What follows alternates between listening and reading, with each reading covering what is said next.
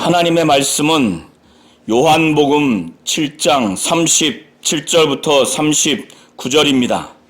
명절 끝날 곧 큰 날에 예수께서 서서 외쳐 가라사대 누구든지 목마르거든 내게로 와서 마시라. 나를 믿는 자는 성경의 이름과 같이 그 배에서 생수의 강이 흘러나리라 하시니 이는 그를 믿는 자의 받을 성령을 가리켜 말씀하신 것이라. 예수께서 아직 영광을 받지 못하신 고로 성령이 아직 저희에게 계시지 아니하시더라. 아멘. 하나님은 지성과 감성과 의지를 가지고 계신 분이십니다. 하나님은 인격을 가지고 계신 분이십니다. 하나님 아버지는 우리 눈에 보이지 않습니다. 그러나 하늘에 분명히 계십니다. 그래서 예수께서도 제자들에게 주기도문을 가르쳐 주시면서 첫 번째 표현을 하시기를 너희는 이렇게 기도해라. 하늘에 계신 우리 아버지여 라고 이렇게 말씀하셨습니다. 이와 같이 하나님 아버지는 눈에 보이지 않지만은 하늘에 분명히 계십니다. 예수께서도 하늘에 계신 우리 아버지여라고 제자들에게 이렇게 가르쳐 주셨습니다.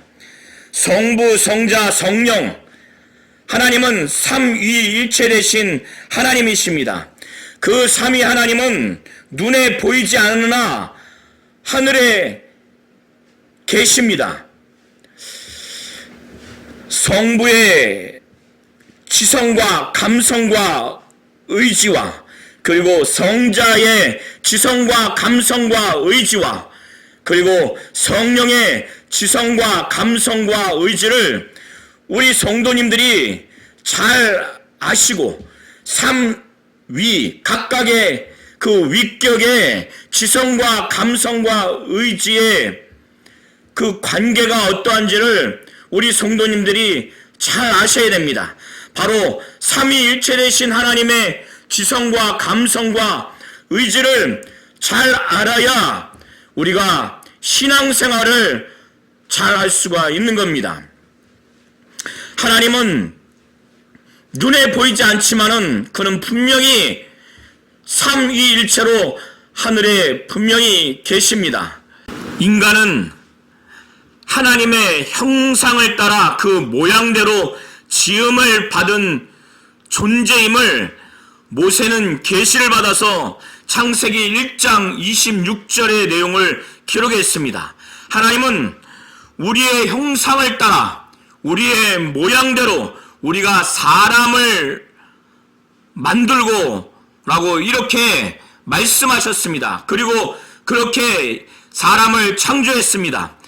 동물은 하나님의 형상을 따라 그 모양대로 지음받은 존재가 아니라 오직 하나님께서 인간만이 하나님의 형상을 따라 그 모양대로 창조했습니다. 그래서 인간은 자기의 형상이 있는 것이 아니라 하나님의 형상을 따라 그 모양대로 지음을 받아서 하나님의 형상대로 지음받았습니다. 그런데 인간이 그 하나님의 형상을 따라 모양대로 지음을 받았기 때문에 본 형상이 있다는 것입니다. 그 본 형상이 바로 예수 그리스도입니다.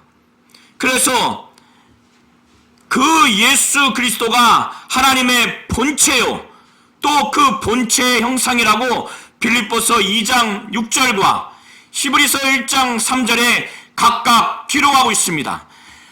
예수가 하나님의 본체라고 하는 것이고 본체의 형상이라는 겁니다. 바로 그것은 본 형상이라는 의미입니다. 골로새서 1장 15절은 예수는 보이지 아니하는 하나님의 형상이요, 고린도후서 4장 4절에도 그리스도는 하나님의 형상이라고 이와 같이 말씀하고 있습니다. 그래서 인간이 하나님의 형상대로 지음을 받았습니다. 하나님의 형상을 따라 그 모양대로 지음을 받았어요. 그런데 그 형상의 본 형상이 누구냐? 바로 예수 그리스도라는 겁니다. 그 예수 그리스도, 하나님의 형상, 본체와 본체 형상인 형상의 본질, 본 형상을 따라 인간은 지음을 받았습니다. 그래서 인간은 하나님의 형상의 모양을 따라 지음을 받았기 때문에 하나님의 형상을 그는 지니게 된 겁니다. 그래서 사람이 하나님을 닮았기 때문에, 그 형상을 닮았기 때문에 하나님은 지성과 감성과 의지를 가진 분, 바로 인격적인 분이시기 때문에 인간 또한 인격을 가진 존재입니다. 그리고 하나님의 그 형상을 닮은 존재입니다. 하나님이 한 분이세요.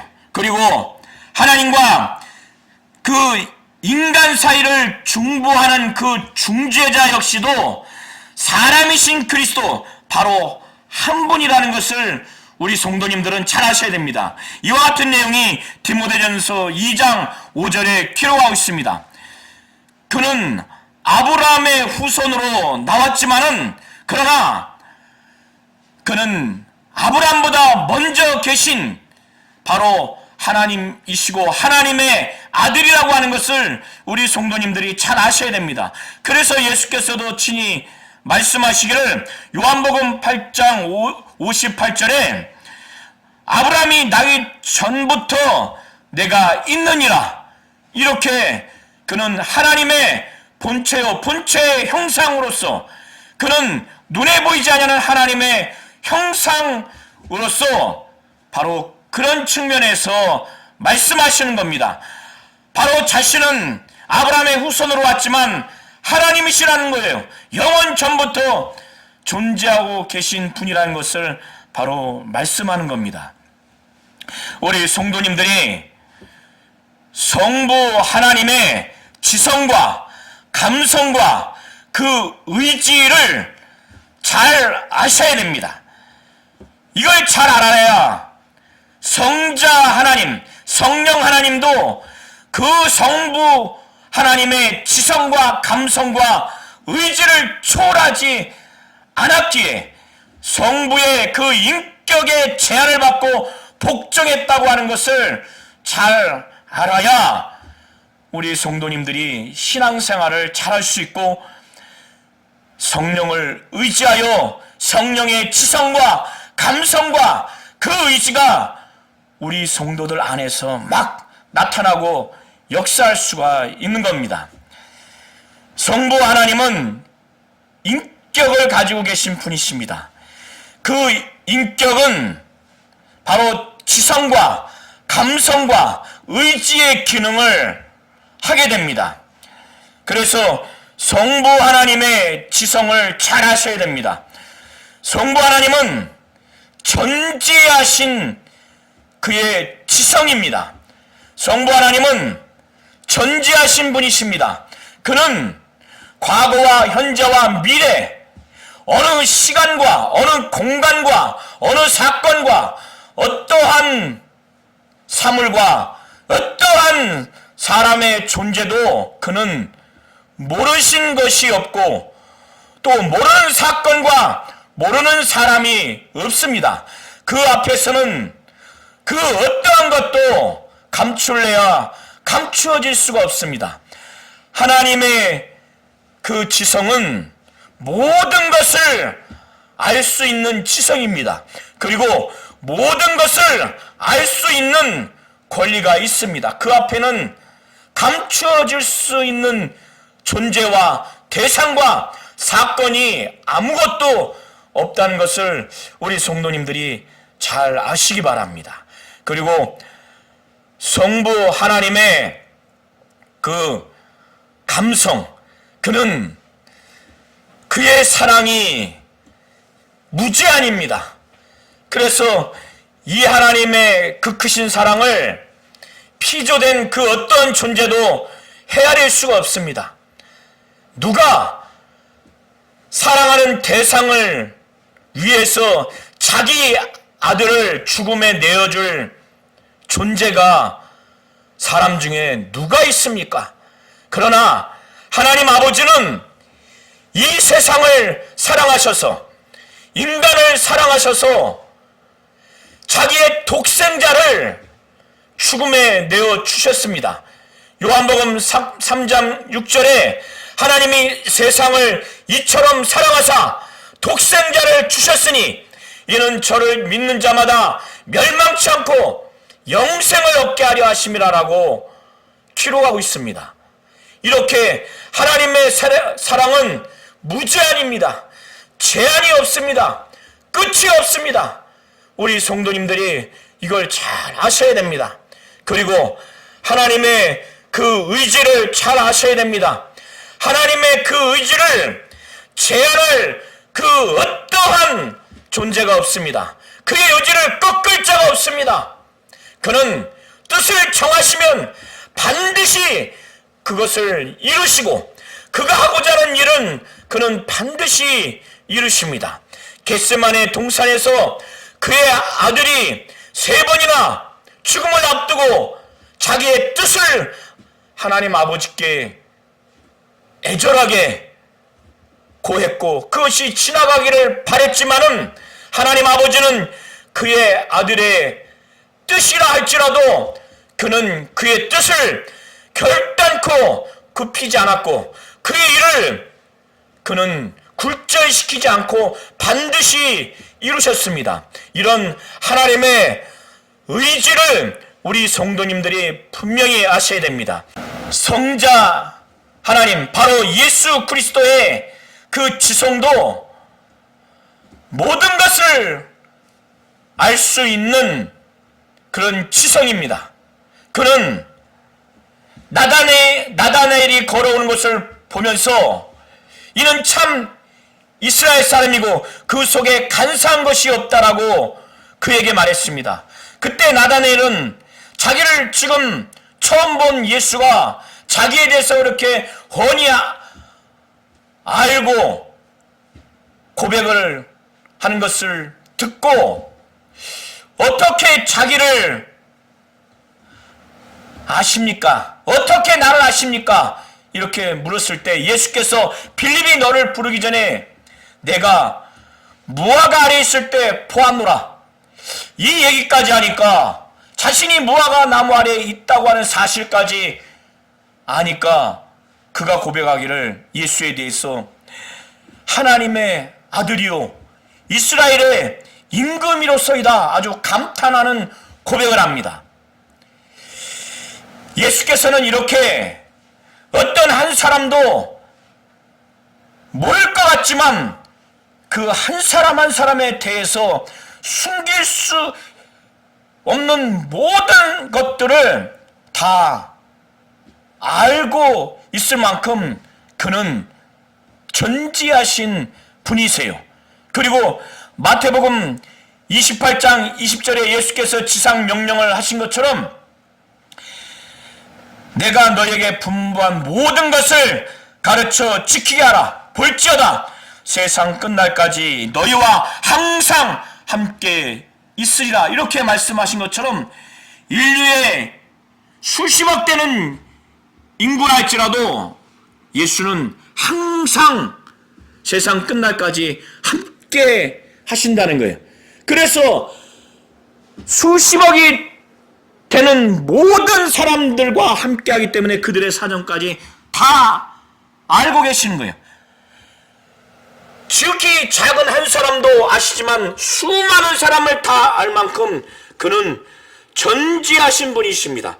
그는 모든 것을 아시는 분이세요. 그러나 아버지 앞에서 아버지의 그 인격에는 그는 제한을 받고 복종하시는 분이세요.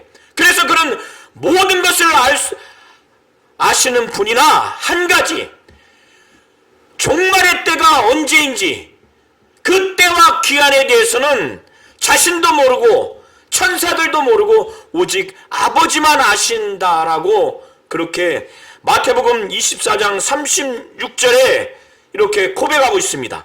사도행전 1장 7절에도 때와 기한은 아버지께서 자기의 권한에 두셨으니 너희의 알 바 아니오, 이렇게 말씀하신 것처럼 종말의 때, 그 때와 기한은 천사도 자신인 아들도 모르고 오직 아버지만이 안다는 거예요. 그리고 알 바가 아니라고 이렇게 자신의 지성에 대해서 제한적으로 그렇게 알 수밖에 없는 그 사실에 대해서 말씀하고 있는 겁니다. 이것은 아버지의 인격, 바로 아버지의 지성에 제한을 받고 있는 거예요. 아버지 인격에 복종하는 것입니다. 그래서 요한복음 14장 28절에 아버지는 나보다 크시다고 하는 그 고백을 그는 할 수밖에 없는 겁니다. 아버지의 인격에 자신이 복종해야 하는 존재이기 때문에 아버지가 나보다 크시다고 하는 것을 그는 당연히 알고 있고 그 고백을 하고 있는 것입니다. 예수께서는 또 인류를 사랑합니다. 그는 감성이 있으신 분이시기에 인류를 사랑해요. 정말 그는 죄 있는 인간을 위해서 자기의 목숨까지 내어줄 정도로 정말 사랑합니다. 자기의 제자를 사랑하되 자기의 사람들을 사랑하되 끝까지 그는 사랑할 만큼 참 목자입니다. 그는 양들을 위해서 자기의 목숨을 내놓을 만큼 그는 진정으로 사랑하는 자입니다. 그러나 그의 사랑은 자기의 독자적인 자기로부터 출발하는 사랑이 아니라 아버지가 이 세상을 사랑하고 아버지께서 자기의 형상을 닮은, 바로 하나님의 형상을 닮은 그 형상을 따라 지음받은 사람을 사랑하는 그 사랑을 따라서, 아버지의 그 감성의 뜻을 따라서 아들은 사랑하는 겁니다. 그 아들이 아버지의 사랑을 초월해서 아버지의 사랑과 무관하게 사랑하지 않는다는 것을 우리 성도님들이 잘 아셔야 됩니다. 예수께서는 요한복음 14장 31절 통해서 세상에 알리고자 하는 내용이 있었습니다. 그 첫 번째는 오직 내가 아버지를 사랑하는 것과, 그리고 두 번째는 아버지께서 명령하신 대로 행하신 것을 세상이 알게 하려 함이로라, 이렇게 말씀했습니다. 그래서 그는 아버지께서 명령하신 대로 행했기 때문에 자기가 죽음을 내어주면서까지 인간을 사랑하지만은 자기 독자적으로 아버지의 사랑을 초월해서 하는 것이 아니라는 것을 이미 말해주고 있는 것입니다. 요한복음 12장 49절부터 50절을 통해서 예수께서는 자의로 말하는 것이 아니라 나를 보내신 아버지께서 내가 말할 것과 내가 이룰 것을 친히 명령하여 주셨다고 말씀했습니다. 그래서 나는 그의 명령이 영생인 줄 아노라 하시면서 내가 이룬 것은 내 아버지께서 내게 말씀하신 그대로니라, 이렇게 말씀하시면서 자의로 독자적으로 아버지를 초월해서 한 것이 아니라는 것을 분명히 말씀하고 있는 것입니다. 예수께서는 참으로 자기 목숨을 내어주면서까지 아버지의 뜻을 받들어서 아버지의 사랑을 초월하지 않고 끝까지 사랑하지만은 하나님 아버지와는 다르게 그는 심판주로서의 그 심판을 해야 하기 때문에 나중에 예수를 믿지 아니하는 자들, 결국 심판하는 자들을 향해서는 끝까지 사랑할 수 없는 그 제한이 있는 겁니다. 이것이 아버지의 뜻인 것입니다. 그래서 하나님 아버지는 예수를 인자로 보내셔서 사람됨, 바로 인자 된 것으로 인해서 그 아들에게 심판을 맡기셨습니다. 그래서 요한복음 5장 22절과 27절에 아버지께서 아무도 심판하지 아니하시고 심판을 다 아들에게 맡기셨으니 인자됨을 인하여 심판하는 권세를 주셨느니라 라고 이렇게 말씀을 하고 있습니다. 성자 하나님은 또한 의지가 있습니다. 그는 자신의 그 의지가 겟세마네 동산에서도 죽음을 앞두고 아버지 앞에 3번이나 자기의 그 뜻을 밝혔습니다.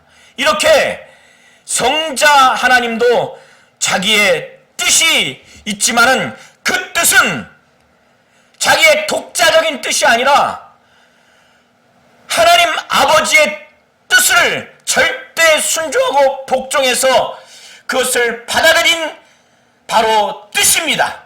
그래서 하나님 아버지의 뜻을 자기의 뜻으로 받아들인 겁니다. 그래서 그는 이 땅에 올 때 고백하기를 요한복음 6장 38절부터 39절을 통해서 내가 하늘에서 온 것은 내 뜻을 행하려 하며 나를 보내신 이의 뜻을 행하려 함이라 이렇게 말씀을 하셨습니다. 베드로가 예수께 주는 그리스도시요 살아계신 하나님의 아들이니다 라고 고백을 한 다음에 자신이 그리스도라고 하는 것을 제자들에게 알리지 말라고 경고한 이후에 그리스도로서의 고난 사역을 비로소 이제 가르쳐 주셨을 때, 그래서 그가 예루살렘에 올라가서 장로들과 대제사장들과 서기관들에게 많은 고난을 당하고 죽임을 당한 다음에 사흘 만에 부활할 것이라는 이 말씀을 하니까 베드로가 예수를 막 꾸짖듯이 항변하면서 이런 일이 주께 미치지 않을 것이라고 했을 때 예수께서는 아주 사탄이라고 하면서 내 뒤로 물러가라. 내가 하나님의 일을 생각지 않냐고 사람의 일을 생각한다고 나를 넘어지게 하는 자라고 이렇게 아주 책망을 하셨습니다. 그때 예수께서는 하나님의 뜻이 아니었다면 베드로의 그 표현처럼 그 의지대로 그는 할 수도 있었지만은 그러나 하나님 아버지의 뜻이기 때문에 그는 죽을 권세와 살 권세를 아버지로부터 계명을 받았습니다. 그래서 예수께서는 요한복음 10장 17절부터 18절에 이 내용을 말씀하신 것입니다. 내가 내 목숨을 버리는 것은 그것을 내가 다시 얻기 위함이니 이로 말미암아 아버지께서 나를 사랑하시느니라. 이를 내게서 빼앗는 자가 있는 것이 아니라 내가 스스로 버리노라. 나는 버릴 권세도 있고 다시 얻을 권세도 있으니 이 계명은 내 아버지에게서 받았노라. 이렇게 말씀하셨어요. 그는 목숨을 버리는데 그가 아버지로부터 계명을 받은 겁니다. 죽을 권세와 다시 목숨을 버릴 권세와 목숨을 얻을 권세, 이것을 아버지로부터 계명을 받은 거예요. 그는 살 수 있는 계명, 죽을 수 있는 계명을 아버지께 받은 겁니다. 그래서 이것을 계명에 순종했기 때문에 자기는 목숨을 버릴 권세가 있고 다시 얻을 권세가 있다고, 바로 하나님의 뜻에 순종했기 때문에 이 목숨을 버릴 권세, 또 다시 얻을 권세, 이 권세라고 표현한 것이 바로 자신의 뜻이라는 의미가 담겨 있는 겁니다. 그는 이렇게 죽음과 부활에 있어서 아버지로부터 계명을 받고 그것에 순종했기 때문에 이걸 권세라는 표현을 한 것입니다. 그가 이럼에도 불구하고 육신을 갖고 십자가에 못 박혀 죽어야 하는 그 목전에 그는 자기의 뜻이 있어서 3번이나 연거푸 하나님 앞에 간구한 것입니다. 그러나 그는 아버지의 원, 아버지의 뜻대로 되기를 원한다라고 마지막까지 아버지의 뜻에 순종하고 복종했습니다. 이와 같이 성자 하나님, 바로 예수는 그는 지성이 있지만은, 그는 감성이 있지만은, 그는 의지가 있지만 아버지를 초월하고 아버지와 독자적으로 하지 않냐고 아버지의 인격에 절대적으로 제한을 받고 아버지 인격에 복종하는 지성과 감성과 의지를 가지고 있다는 것을 우리 성도님들이 잘 아셔야 됩니다. 아들도 아버지의 그 인격, 지성과 감성과 의지에 제한을 받고 복종을 했거늘 우리 성도님들은 어떠해야 하는지 잘 아셔야 됩니다. 그런가 하면 성령 하나님은 믿는 자 안에서 역사하시고 믿는 자 안에서 그의 인격을 드러내시는 바로 삼위 중에 한 위격입니다. 성령 하나님도 지성과 감성과 의지가 있어요. 그의 지성은 정말로 하나님의 깊은 것이라도 통달할 만큼 정말 그의 지성은 대단히 넓고 대단히 깊습니다. 누가 하나님의 깊은 것을 통달합니까? 하나님의 뜻을 누가 알 수 있습니까? 고린도 전서 2장 10절에 오직 하나님이 성령으로 이것을 우리에게 보이셨으니 성령은 모든 것 곧 하나님의 깊은 것이라도 통달하느니라. 성령은 하나님의 깊은 것이라도 통달한다는 거예요. 이게 바로 성령의 지성입니다. 성령은 하나님의 뜻을 알아서 성도들이 마땅히 구할 바, 기도할 바를 알지 못할 때도 성도를 위해서 말할 수 없는 탄식으로 성도를 위해서 막 간구합니다. 하나님의 뜻대로 정말 간구하는 바로 그런 분이세요. 이런 성령이 믿는 자 안에 바로 들어오셔서 우리로 하여금 바로 하나님의 뜻을 이루어가고 그리고 하나님의 깊은 것을 통달한 그분이 우리로 하여금 하나님의 깊은 것을 바로 알게 하고 사모하도록 그렇게 하시는 분이십니다. 그리고 성령은 진리이시고 또 그는 진리의 영이시고 그는 우리 안에서 우리를 진리 가운데로 인도하시는 분이십니다. 예수께서는 요한복음 16장 13절을 통해서 말씀하시기를 진리의 성령이 오시면 그가 너희를 모든 진리 가운데로 인도하신다는 겁니다. 그가 자유로 말하지 않고 오직 듣는 것을 말한다는 거예요. 성령도 하나님 아버지와 또 예수와 독자적으로 초월해서 하는 것이 아니라 자유로 말하지 않냐고 오직 듣는 것을 말한다는 것입니다. 아버지의 말씀이 바로 진리고 예수가 진리예요. 성령은 진리 가운데로 예수께로 인도하고 아버지의 말씀을 더 사모하고 아버지의 말씀으로 바로 인도하시는 분이 바로 성령이십니다. 성령은 로마서 5장 5절에 표현하기를 성령으로 말미암아 하나님의 사랑이 우리 마음에 부음받았다고 그랬어요. 성령이 임하심으로 말미암아 하나님의 사랑이 모든 성도들 가운데 막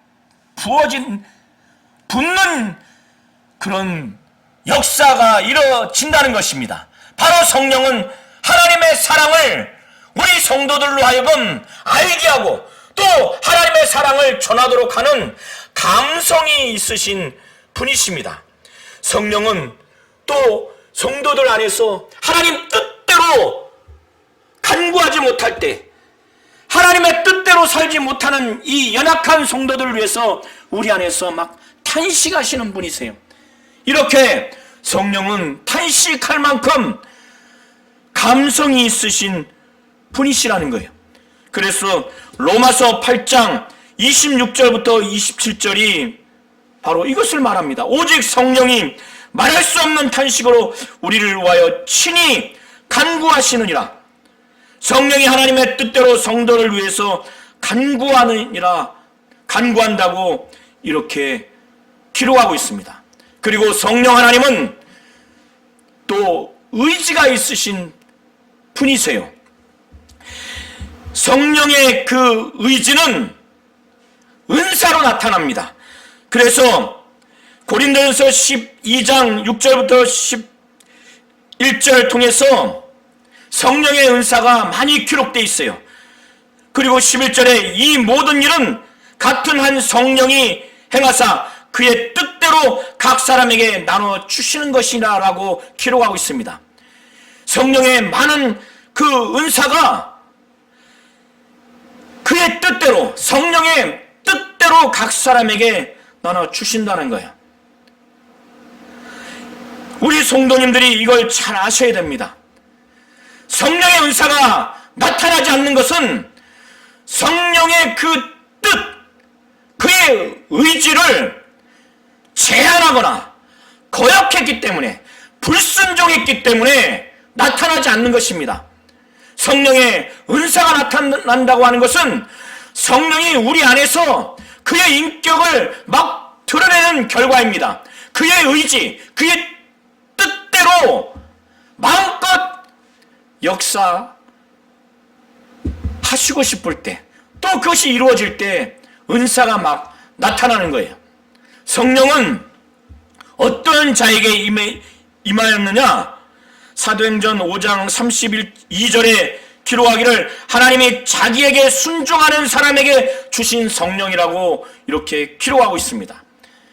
성령은 믿는 자 안에서 바로 하나님 뜻에 100% 순종하겠다고 다짐하고 사모하는 자들에게 하나님 아버지가 그의 아들 예수의 신청에 의해서 아들과 아버지의 합의된 의지와 뜻에 따라서 믿는 자들 안에 성령을 보내주셔서 성령이 임하신 것입니다.